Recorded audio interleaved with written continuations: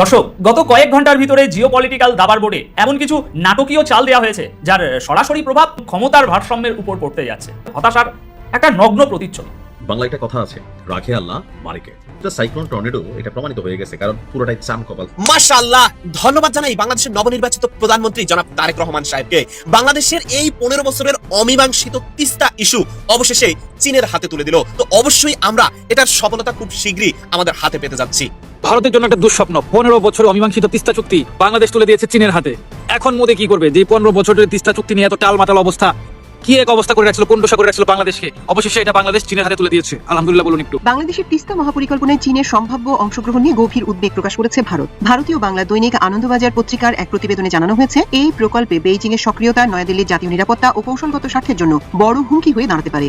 সীমান্তে এসে বাংলাদেশিদের গরু চুরি করতে গিয়ে ধাওয়া খেল ভারতীয় সীমান্তরক্ষী বাহিনী বিএসএফ। শুধু কি গরু, বাংলাদেশ সীমান্তে ঢুকে জলজান্ত ছাগল চুরি করে জওয়ানদের পালিয়ে যাওয়ার ভিডিও তো সামাজিক যোগাযোগ মাধ্যমে তোলপাড় সৃষ্টি করেছিল। ভারতের মতো এত বড় একটা দেশের সীমান্তরক্ষী বাহিনীর এমন চোরের মতো আচরণ সত্যি বিশ্ববাসীকে অবাক করেছে। অত্যন্ত ঠান্ডা মাথায় রাজনীতি একেবারে ভেনিশ করে দিচ্ছে জামাত আমির ডক্টর শফিকুর রহমান। উনি কিন্তু ওনার স্বভাব থেকে বের হয়ে আসতে পারে নাই। উনি যে এই জুলাইকে বুকে ধারণ করে, মনে মনে লালন করে, সেটা ওনার বুকের মধ্যে প্রকাশ পায়। এই ভারত নিয়ে কিন্তু উনি কথা বলছে, প্রতিবাদ করছে। যে শুভেন্দু অধিকারী হলো একটা ঘুষখোর, চোর, বাটপার, চিটার। উনি হলো তার দেখিয়েছিলেন, সে ঘুষ নিয়ে সরাসরি ধরা খেয়েছিল।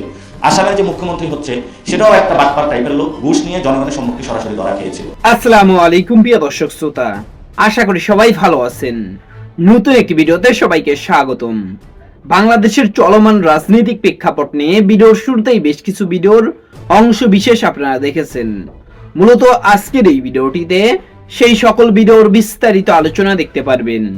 ভিডিওর শুরুতেই যে সকল ভিডিও দেখেছেন তা থেকে হয়তো ইতিমধ্যেই আন্দাজ করতে পেরেছেন আজকের এই ভিডিওটি কতটুকু গুরুত্বপূর্ণ হতে চলেছে। অতএব চলুন কথা না বাড়িয়ে একটি লাইক দিয়ে সম্পূর্ণ ভিডিওটি দেখে আসি। বাংলাদেশ নিয়ে বেশ অনেকগুলো পরিবর্তনের মধ্যে হয়ে গেছে, যার প্রত্যেকটাই আমাদের জন্য অনেক ক্ষেত্রে পজিটিভ, অনেক ক্ষেত্রে নেগেটিভ। এগুলো নিয়ে একটু কথা বলা জরুরি। অ্যান্ড অনেক কিছুই আসলে অজানা থেকে যায় যখন এগুলো নিয়ে কথা বলা হয় না। যার প্রথমটা হচ্ছে পদ্মা ব্যারেজ। বাংলাদেশ নতুন করে একটা পদ্মা ব্যারেজ তৈরি করতে যাচ্ছে ফারাক্কা ব্যারেজের এগেইনস্টে, এবং এটা বাংলাদেশের ভেতরে হবে, যেটা বাংলাদেশ আগামী দিনগুলোতে পানি সমস্যার অনেক বড় একটা সমাধান তৈরি করবে, এবং গভর্নমেন্ট এটাকে অলরেডি একনেকে পাঠিয়ে দিয়েছে। অ্যান্ড দেন দ্বিতীয়টা হচ্ছে আমাদের বর্ডার ক্রাইসিস, যে বর্ডার ক্রাইসিসকে নিয়ে বড় ধরনের শঙ্কা তৈরি হয়েছে এবং সেটা নিয়ে অনেক মানুষ উদ্বিগ্ন। অ্যান্ড তৃতীয়টা হচ্ছে আমাদের তিস্তা প্রজেক্ট, বহুমুখী প্রকল্প।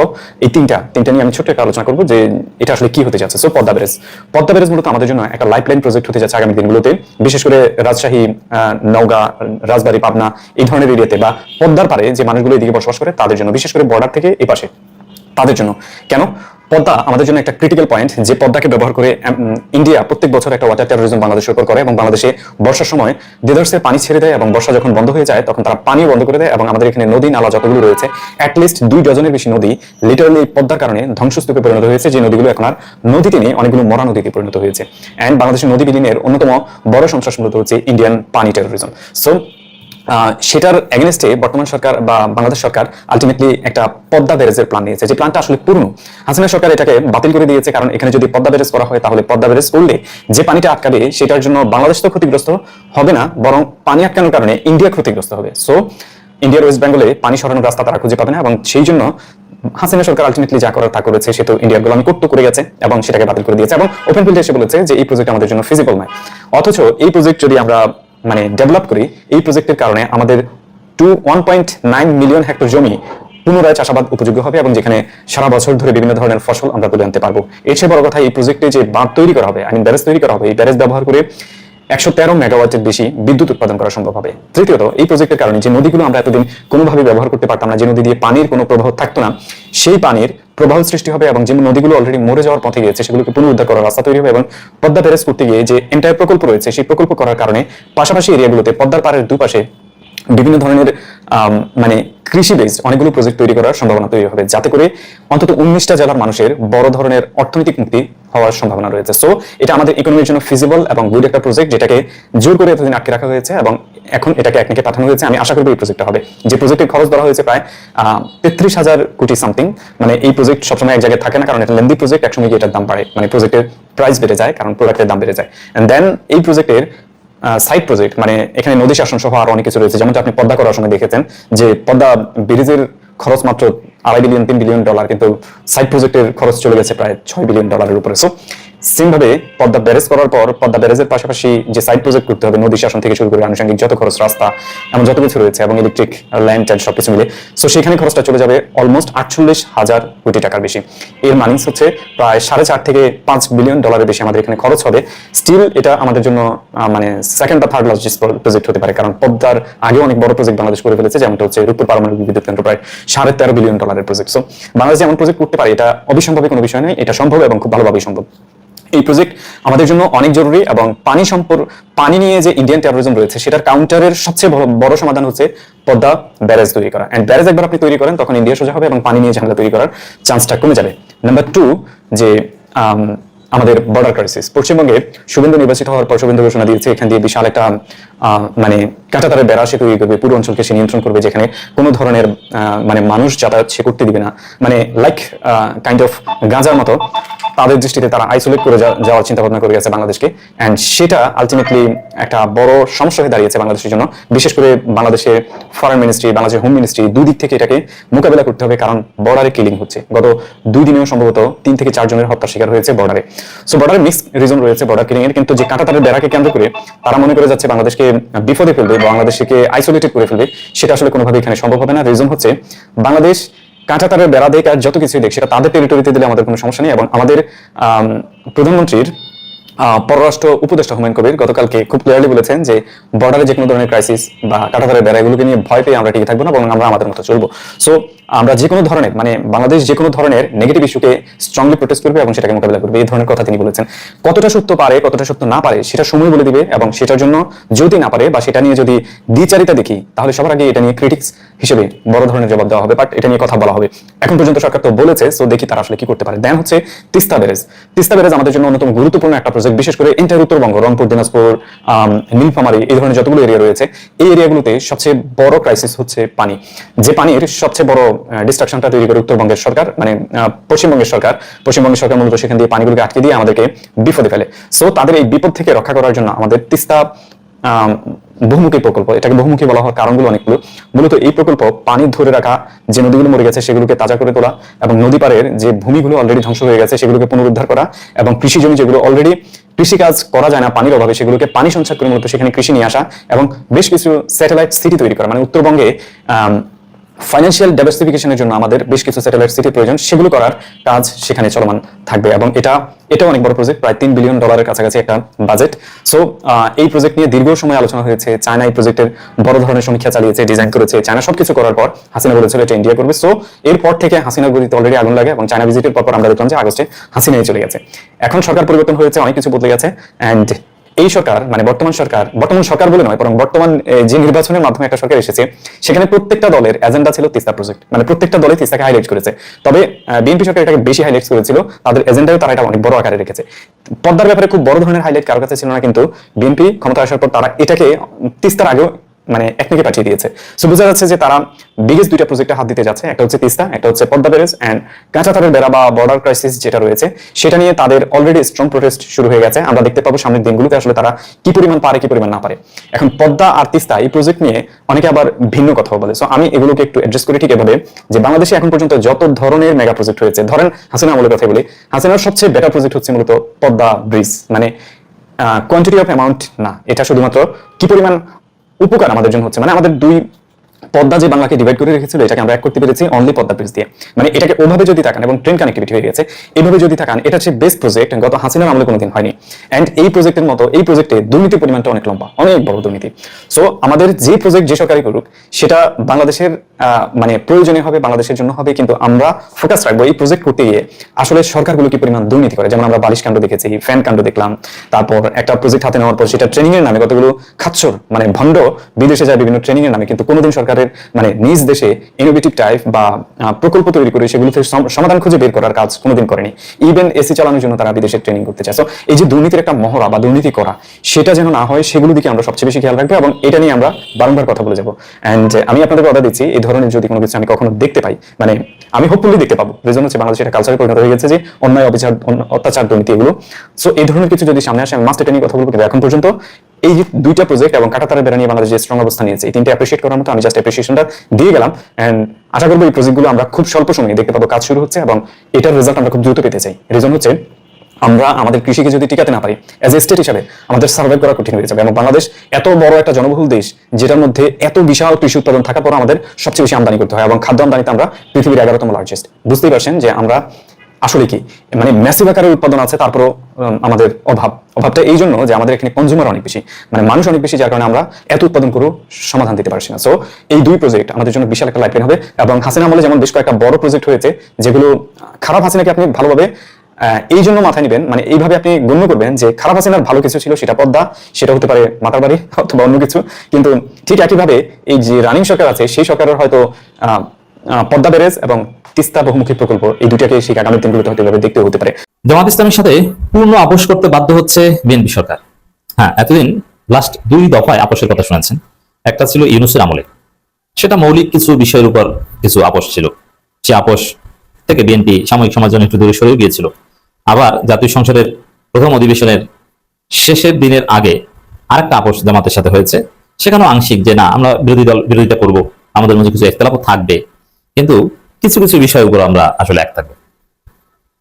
এটা আংশিক আপোষ ছিল। আর সরকারি দল বিরোধী দল তারা তো একজোট না, তাদের মধ্যে কখনো পূর্ণ আপোষ হয় না, আংশিক আপোষই হয়। যেমন বিএনপি জামাত যখন জোট ছিল, তখনকার সময় তাদের যে দৃষ্টিভঙ্গি, তাদের যে চিন্তা দর্শন, ফরেন পলিসি, ভারত বাংলাদেশ সম্পর্ক, বাংলাদেশ চীন সম্পর্ক, বাংলাদেশ যুক্তরাষ্ট্র সম্পর্ক, বাংলাদেশ পাকিস্তান সম্পর্ক, এই বিষয়ে তখনকার সময় বিএনপি এবং জামাতের যে আকীদা এক অভিন্ন ছিল। এখনকার বিএনপি এবং জামাতের আকীদা এইসব বিষয়ে এক অভিন্ন হওয়ার কথা নয়। আরো নানান বিষয়, যেমন আওয়ামী লীগকে জামাত কিভাবে দেখে, বিএনপি কিভাবে দেখে, এগুলো এক অভিন্ন ছিল, কারণ তারা জোট ছিল। জাতীয় পার্টিকে জামাত কিভাবে দেখে, বিএনপি কিভাবে দেখে, এগুলো এক অভিন্ন ছিল। হ্যাঁ, তারপরও তারা আলাদা দল, এটা এটা এটা রাজনীতিতে আলোচ্য বিষয় না, এটা একদম দলের ইন্টারনাল। জামাত একটা ধর্মভিত্তিক ইসলামী দল, আর বিএনপি একটা জাতীয়তাবাদী দল, এটা আলাদা বিষয়। কিন্তু সরকার, ফরেন পলিসি, রাজনীতির মৌলিক বিষয়ে জোট ছিল, মানে এক অভিন্ন ছিল। 1971 প্রশ্নে জামাতের আকীদার বিএনপির আকীদা সম্পূর্ণ এক। জামাতও স্বাধীনতা বিরোধী দল ছিল, বিএনপিও স্বাধীনতা বিরোধী দল ছিল। জামাতও ইনক্লুসিভ, যে এগুলো অতীত ভুলে সামনের দিকে এগিয়ে যাওয়ার পক্ষে, বিএনপিও অতীত ভুলে সামনের দিকে এগিয়ে যাওয়ার পক্ষে ছিল। সেম, সবকিছুতে সেম ছিল। কিন্তু সরকারি দল বিরোধী দলে তো এভাবে পূর্ণ সবকিছুতে সেম থাকার কথা না। কিন্তু আশ্চর্যজনক ভাবে আমরা দেখছি বিএনপি এতটাই মাইন্ডকে চিপায় পড়েছে, এতটাই বেকায়দায় পড়েছে, এতটাই অস্থির পরিস্থিতি পড়েছে, জামাত ইসলামের সাথে বিএনপি পূর্ণ সমঝোতায় আসতে যাচ্ছে। কারণ পূর্ণ সমঝোতা না করলে বিএনপি টিকতেই পারবে না। চারদিকে অস্থির পরিস্থিতি। দর্শক, যেমন ভারতের সাথে সম্পর্ক একদম তলানিতে। আমরা ভেবেছিলাম বিএনপি সরকার ক্ষমতায় এসেছে, ভারতেও খুশি, প্রোপাগান্ডাও বন্ধ হয়ে গেছে। ইউনূসের বিরুদ্ধে যেভাবে বলে, তারেক রহমানের বিরুদ্ধে কিছুই বলে না। বিএনপি ক্ষমতা এসেছে, ভারত খুশি, আওয়ামী লীগ খুশি, আওয়ামী লীগ খুশিতে খুশিতে অফিস খুলতে যায়, কত সুন্দর। কিন্তু নাই, খুশি বেশিক্ষণ স্থায়ী হলো না। আওয়ামী লীগের অফিস খোলা হলো না, আর ভারতের খুশিও বেশিক্ষণ হলো না। এখন ভারত বাংলাদেশ সম্পর্কে ইউনূসের আমল চাইতে খারাপ। সেই 10টা অস্ত্র মামলা, উলফাকে আশ্রয় দেওয়া, 7 সিস্টার্স নিয়ে যে বিএনপির একটু চালাকি, ওই সময় যেরকম সম্পর্ক অত্যন্ত খারাপ ছিল, এখন ওইরকম খারাপ। এমনকি ভারত বাংলাদেশে সামরিক আগ্রাসন চালানো এবং পায়ে পাড়া দিয়ে ঝামেলা বাঁধানোর ইশারা ইঙ্গিত দিচ্ছে। যেমন ভারত একটা আন্তঃমহাদেশীয় ক্ষেপণাস্ত্র পরীক্ষা করেছে, সেটা বাংলাদেশের কোল ঘেঁষে ভারত মহাসাগরে করেছে, বঙ্গোপসাগরে বা ভারত মহাসাগরে। তো সেখানে বাংলাদেশের ভূখণ্ডে আলোর ঝলকানি দেখা গেছে। সে আলো দেখে বাংলাদেশের মানুষ নানান রহস্য করেছে, এটা কিসের আলো, এটা কি কোনো দৈব বা প্রাকৃতিক কিছু, না আল্লাহর পক্ষ থেকে কিছু, না কি বুঝতে পারেন। একটা পর্যায়ে জানা গেল যে ভারত ক্ষেপণাস্ত্র পরীক্ষা করেছে। তো এটা বাংলাদেশের ভিতরে আলোর ঝলকানি দেখানো, এটা হচ্ছে সুনির্দিষ্টভাবে, সুস্পষ্টভাবে বাংলাদেশের প্রতি এক ধরনের সামরিক বার্তা, যে আমরা তোমাদের উপর হামলা করলেও করতে পারি, এ ধরনের বার্তা দেওয়া হয়, নাম্বার 1। দ্বিতীয় হচ্ছে যুক্তরাষ্ট্রের সাথে বাণিজ্য চুক্তি নিয়ে মাইনকে চেপে পড়েছে। এটা জনগণ যেভাবে জেনে গেছে, এবং এই চুক্তি মানতে বিএনপি কষ্ট হচ্ছে, আবার না মানার উপায় নেই, সবকিছুর গোমর ফাঁস হয়ে গেছে। তাতে বিরোধী দল যদি সামান্য বিরোধিতা করে, জামাত যদি সামান্য বিরোধিতা করে, সামান্য, ওইটা সামাল দেওয়ার মতো কোনো সক্ষমতা বিএনপি সরকারের নেই। বিএনপি সরকার এখন একদম অসহায়, নিরুপায় হয়ে গেছে। যেমন জামাত যদি একটু বিএনপির হাত ছেড়ে দেয়, তাহলে বিএনপি শেষ। ভারত যেভাবে বিএনপি সরকারকে, বাংলাদেশকে এখন চেপে ধরছে, যেমন বর্ডারে, পশ্চিমবঙ্গের সাথে বর্ডারে যেভাবে পশ্চিমবঙ্গের সাথে বর্ডারে যেভাবে তারা অতি দ্রুত কাটাতারে বেড়া নির্মাণের কথা বলছে, এটা পায়ে পড়ে ঝামেলা বাঁধানো, এবং আরো যেসব অস্থির পরিস্থিতি, এবং শুভেন্দু যেভাবে হুমকি ধমকি দিয়েছিল বা এখন যে পরিকল্পনা করছে, অ্যাজ ইফ যে আওয়ামী লীগের সাথে মিলে বাংলাদেশে হামলা করে, সামরিক হামলা করে হাসিনাকে রিপেট্রিয়েট করে দিবে, এরকম একটা প্ল্যান। এই পরিস্থিতিতে জামাত যদি সামান্য সময়ের জন্য বিএনপির হাত ছেড়ে দেয়, বিএনপি একদম পড়ে যাবে। যুক্তরাষ্ট্রের সাথে চুক্তি নিয়ে যে বেকায়দায় পড়েছে, এবং পরিস্থিতির শিকার হয়ে বাধ্য হয়ে যেভাবে বিএনপি সরকার নাটকীয়ভাবে চীনমুখী হচ্ছে, এই পরিস্থিতিতে জামাত যদি সামান্য সময়ের জন্য বিএনপির হাত ছেড়ে দেয়, বিএনপি একদম অতল গহ্বরে তলিয়ে যাবে, টিকবে না। এবং পাকিস্তানের স্বরাষ্ট্রমন্ত্রী বাংলাদেশে আসছেন, এবং দেশের অর্থনীতির যে অবস্থা, রেমিটেন্সের যে অবস্থা, ব্যবসা বাণিজ্যের অবস্থা ভালো না। বিএনপি ক্ষমতা এসেছে, একটা পয়সা এখন পর্যন্ত ইনকাম করতে পারো না, অথচ শুধু টাকা নষ্ট করেছে ফ্যামিলি কার্ডের মতো ফালতু প্রজেক্টের নামে। কর্মসংস্থানের কোনো খবর নাই। মানে চারদিকে যে অস্থির পরিস্থিতি, এতে বিরোধী দল যদি একটু হেল্প না করে, বিএনপিকে যদি বেকায়দায় ফেলতে যায়, ল্যাং মেরে মুহূর্তের মধ্যে ফেলে দিতে পারে। এটা বিএনপি উপলব্ধি করেছে যে এখন যে পরিস্থিতি, এতে বাঁচার উপায় একদিকে ভারত, যুক্তরাষ্ট্র এদের দালালি ছেড়ে চীনমুখী হতে হবে, আর দেশের ভিতরে জামাতকে সাথে লাগবেই। এই জন্য বিএনপির ভিতরে নির্দেশনা চলে এসেছে যে জামাতকে রাজাকার বলা, অমুক তমুক বাবা, এগুলো বাদ দাও, এগুলো বলা যাবে না, জামাতের সাথে মিলে মিশে এখন কাজ করতে হবে, নইলে দেশের অবস্থা খারাপ হয়ে যাবে। আর জামাতও ফিল করছে যে ভারত যদি আগ্রাসন চালায়, তাহলে ওই যে আমরা যেটা বলেছি যে আওয়ামী লীগ ফিরে এসে বিএনপি জামাত উভয়কে এক দড়িতে বেঁধে পিটাবে এবং এক দড়িতে ফাঁসি দিবে। আওয়ামী লীগ যদি এই ভারতের যে একটা সামরিক আগ্রাসনের সূক্ষ্ম পরিকল্পনা, যদি এত সহজ নয়, এরকম হয়তো শুভেন্দুদের মতো উগ্রবাদীদের মাথার মধ্যে আছে, যদি এরকম কোনো ঘটনা ঘটায় বাংলাদেশে, আওয়ামী লীগ যদি রিপিট করে দিতে পারে, সেটা সেই সিসির মতো কোনো শাসনের মধ্য দিয়ে হোক আর সরাসরি অন্য কোনো ভাবে হোক, যদি এরকম কিছু ঘটে, তাহলে আই রিপিট, ইউনূস সরকারের লোকজন, এনসিপি, জামাত, বিএনপি এদেরকে এক দড়িতে ফাঁসি দিবে। এটা জামাত জানে, যার ফলে জামাতও বিএনপি কোঅপারেট করছে এবং বিএনপি ও জামাতের হাতে পায়ে ধরছে, প্লিজ ভাই আমাদেরকে বাঁচান, আমরা এই রাজাকার খেলা এগুলো পরে খেলি, আমরা এখন একসাথে বাঁচি। এই জন্য পূর্ণ আপোষ করতে বাধ্য হচ্ছে। এরই অংশ হিসাবে মেজর হাফিজের মাধ্যমে জামাত এটা সুযোগে আসল জিনিস আদায় করে নিচ্ছে এবং বিএনপিও দিয়ে দিচ্ছে। মেজর হাফিজ মাননীয় স্পিকার এবং বিএনপি নেতা তিনি বলেছেন, দেখেন ৭১ বিরোধী জামাত আর এখনকার জামাত এক নয়। আপনি কি মনে করেন? মেজর হাফিজ তো অতীতে জামাতের বিরুদ্ধে অনেক বলেছে। মেজর হাফিজ কিন্তু জামাতকে দেখতেই পারতো না, রাজাকার, স্বাধীনতা বিরোধী এগুলো বলে গালি দিত। সব বক্তব্য আমাদের কাছে রেকর্ড আছে, মজুদ আছে। সে মেজর হাফিজ এখন বলছেন ৭১ বিরোধী জামাত আর এখনকার জামাত এক নয়। জামাতের সংসদ সদস্যদের মধ্যে একজন মুক্তিযোদ্ধা আছে, আরো কয়েকজন মুক্তিযোদ্ধা আছে, এইসব কথাবার্তা বলছেন। এর মানে জামাতকে নরমালাইজ করছেন। জামাত মানে এই যে কথা যে ৭১ জামাতের এই জামাত এক নয়, জামাতের লড়াই তো এই জায়গায় যে হ্যাঁ এইটাই তারা প্রতিষ্ঠিত করতে চায়। এই সার্টিফিকেট বিএনপি দিয়ে দিল কেন? কি মনে করেন? এমনি দিয়ে দিল? এবং প্রচন্ড জামাত বিরোধী মেজর হাফিজ, ভারতপন্থী মেজর হাফিজ জামাতকে এত সুন্দর সার্টিফিকেট দিয়ে দিবে? একজন বীর মুক্তিযোদ্ধা খেতাবপ্রাপ্ত তিনি জামাতকে ভাবে নরমালাইজ করে দিবেন ফজু পাগলাদের মুখে চপেটাঘাত করে? আমি আশা করছি সম্পূর্ণ ভিডিওটি দেখেছেন এবং এই ভিডিওর সাপেক্ষে আপনার কি মতামত সেটা অবশ্যই কমেন্ট বক্সে জানিয়ে যাবেন। ভিডিওটি ভালো লেগে থাকলে শেয়ার করতে ভুলবেন না। আমাদের এই চ্যানেলে নতুন হয়ে থাকলে চ্যানেলটি সাবস্ক্রাইব করে চ্যানেলের পাশে থাকবেন। আর যারা ইতিমধ্যেই চ্যানেলটি সাবস্ক্রাইব করেছেন তাদেরকে অসংখ্য ধন্যবাদ। দেখা হবে নতুন কোনো ভিডিও নিয়ে, ততক্ষণ সবাই সুস্থ থাকবেন। আল্লাহ হাফেজ।